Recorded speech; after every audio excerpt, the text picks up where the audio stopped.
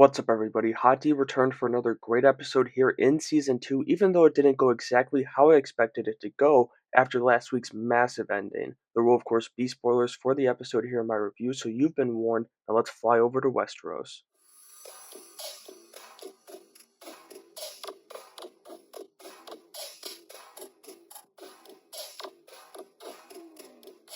Okay, I am going to be changing up the format this week just a bit, and we're going with a green team section and a black team section instead of the pros and cons sections that I have been doing. So let's start with Team Black since they kicked off the episode, as we got an incredibly powerful scene from Corlys with Steve Toussaint setting the tone right away following Rhaenys' death of fire and blood last week. I will say though, and this was the one scene I didn't really like on this side of things, and that was Rhaenyra's council continuing to just disregard her. It's getting a bit repetitive now, but I think things are starting to change on that front by the end of this week's episode, as we see her send one of them away, and also Corlys seems to be coming in to help her out a bit. Back to the goods though, as we got more greatness from Matt Smith this week as Daemon roaming Harrenhal, but this scene was actually elsewhere as he intimidates the Brackens, I believe it was. The Brackens are the Blackbeards. They're both monsters fighting each other, but I think it was the Brackens here as he intimidates them to basically join his cause or become Caraxes' next meal. And this shot of Caraxes just lurking behind this man is so damn cool.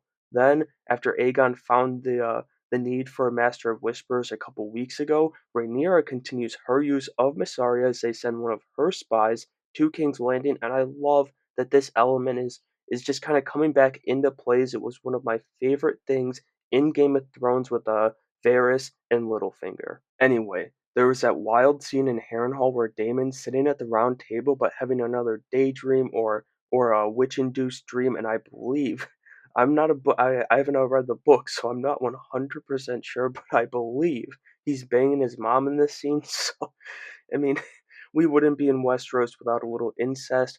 But after that crazy part, Daemon demands he be called king in this chamber, and his line about that last part seems unnecessary as he walks out was just perfectly delivered by Matt Smith. We also saw Jace finally get out of Dragonstone as he heads to get passage for the Starks who march south for the Queen. I was really glad he finally just, he got up and did something and stopped whining in that damn castle, and it does seem like that is also behind us after this week.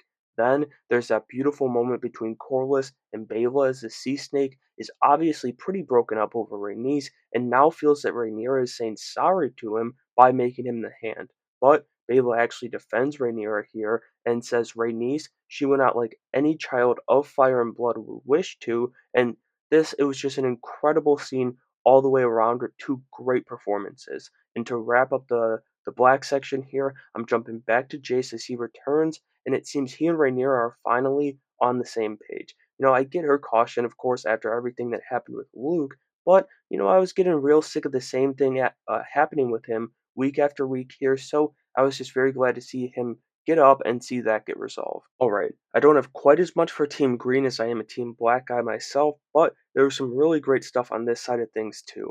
First was Aemon swinging Dick through the castle, but metaphorically this time, as he couldn't be prouder of taking out Rhaenys and his brother, especially his brother, at Rook's Rest. Ewan Mitchell's just so damn good at portraying Aemon at this point when he gets all power hungry too. I absolutely loved everything from him in this episode. Then there's Alicent, who seemed to think this near-death experience for her son would lead to her being the ruler of the kingdom again, but she is still very much a grieving mother here, as I think she actually saw Aegon as her son again for the first time in a long time here this week. Jump to the council scene though, where Aemond is promoted, and you got Lord Varys just staring daggers at that bitch Christian Cole to see what he has to say about who should take over. And these two whisperers, Larys and Mysaria, are really making me want to go through the main show again just to see all of that in its prime.